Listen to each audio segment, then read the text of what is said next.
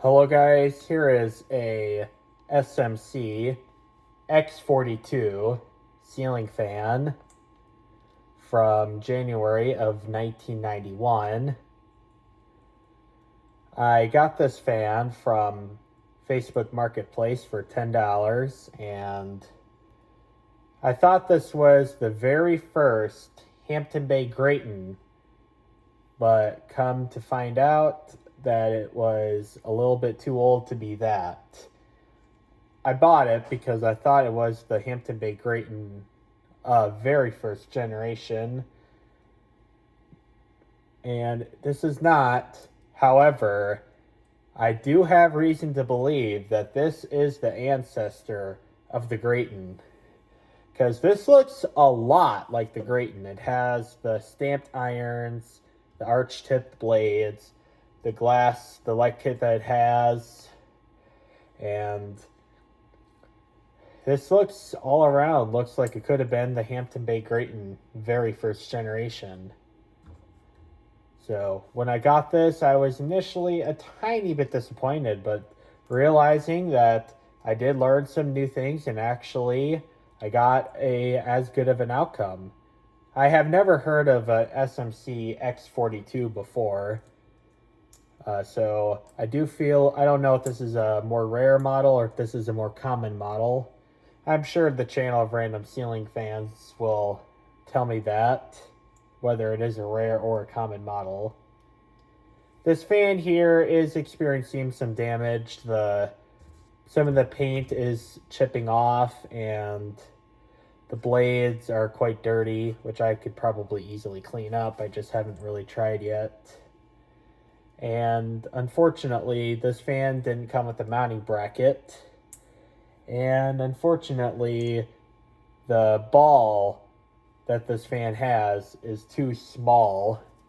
And I don't think I have it out in the open, but I'm not going to show you the ball just for the test. If I find it, I will post it on my community tab.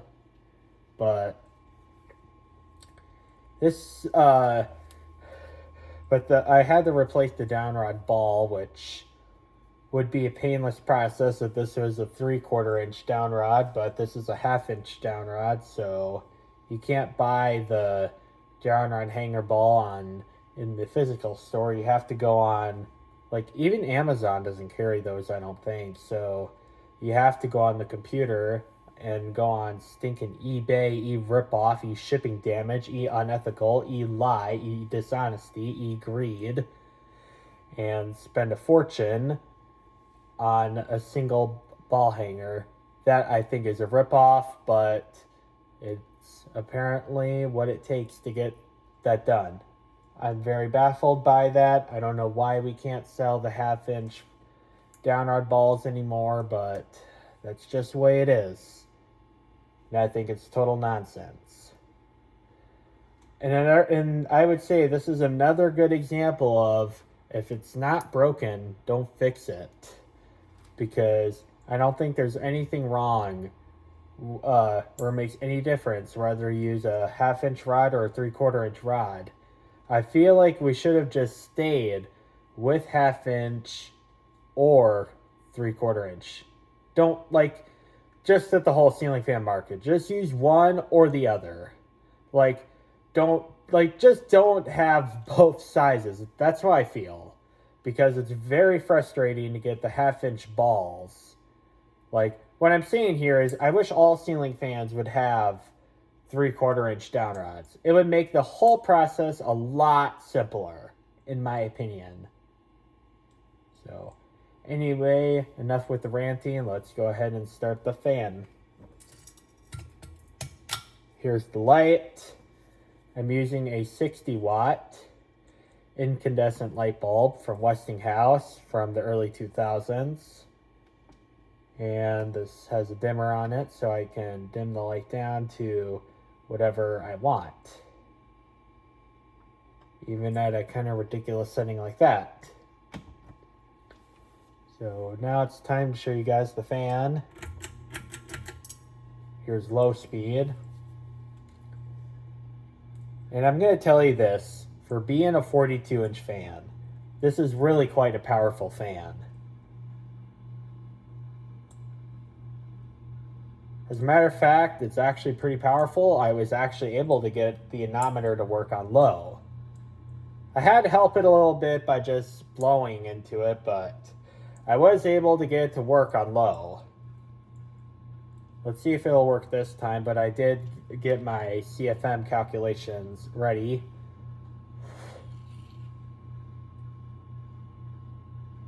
Oh, come on, you were just working.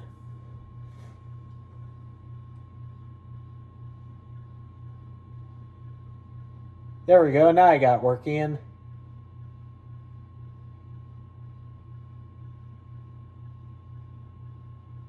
There we go, I got a reading of 196. So I measured the area of the fan and I decided 8.8 is going to be the number. And how I made that is I took the diameter of the fan, converted to feet. In this case, this is a 42-inch fan, so I just converted that into feet, which would be about 3.5. Then I took that number, divided it by 2, and I squared it, and I times it by pi. And then, so that I got that number, and then I had to get a second number because you also have to subtract the amount of fan that has no air, which I guesstimated this light about 6 inches. And I feel airflow even coming out of the iron, so I just decided to cut out a 6-inch circle where there's no airflow. So I took 1/2 squared, which I got 1/4, and I times it by pi, and I got something along the lines of 2.1 or 2.2. I can't remember, but whatever it is, I subtracted those two numbers and I got 8.8. So then I just do whatever the CFM on the anemometer says. So on low, I got 196. So multiplying those numbers together, I got 1,724 CFM for low. And the fan, I believe, is supposed to draw 0.45 amps. The fan right now is drawing 36 watts and 0.37 amps, so that's already getting pretty close to 0.45. Here's medium.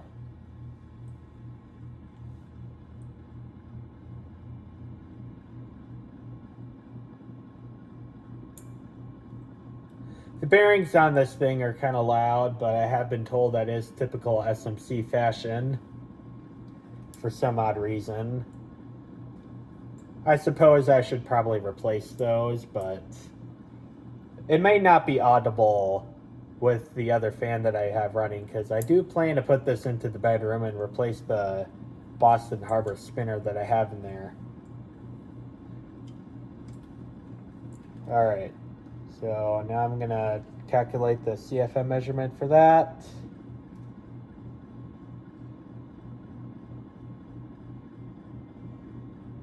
And go with 334. So multiplying that by 8.8, I got 2,939 CFM. And for that, on medium speed, I have a rating of 40 watts and 0.35 amps. So comically enough, it draws less current on medium than low, which tells me that the power factor on low is kind of bad.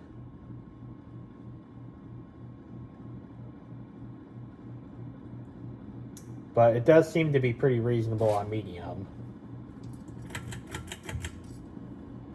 And now high speed. This thing is pushing a lot of air for a little 42-inch fan. And I'm not going to do the CFM ratings where this is going to be installed, because it gets installed in the corner of the room. So I really can't do a CFM rating in there, but I will do a CFM rating for this fan here in the testing area. So this is high speed, so I'm going to get my manometer set up. I'm going to go with 472 on high. So multiplying that by 8.8, I got 4,153. So this right here is, I would put at the average to above average category for a 42-inch fan. Actually, I would definitely say this is above average, because I would say an above average 42-inch fan performance, I would say it would be about the 4,000s. I don't think this is a Hunter Beacon Hill. I don't think this is a Bayport. I don't think it's in that territory. But this right here is what I would say an economy product and what it should be. This was clearly built down to a price. It has no fancy, smanchy motor housing around it. And it is in white finish. So this is clearly a economy grade model, but everything here is just built correctly. I think this is a product, this is going to last for another 35 years, if not more than that. This thing runs beautifully. Now our power draw here, the fan is drawing 52 watts and 0.43 amps, so the power factor on medium and high are pretty reasonable. Low is kind of bad, because it draws more current on low than medium, which is kind of counterintuitive. But I don't think that's inherently anything wrong with the fan motor itself. I feel like it's just the way it was made. I really don't know all that stuff. I'm sure somebody in the comments will let me know about that stuff.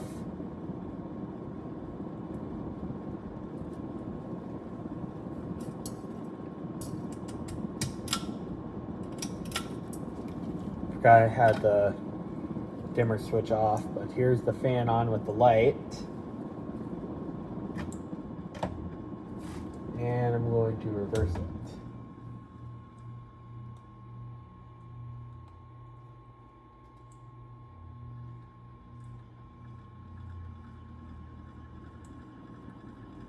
These bearings are so bad in this thing. So yeah, this does work on reverse as well. Switch back to forward.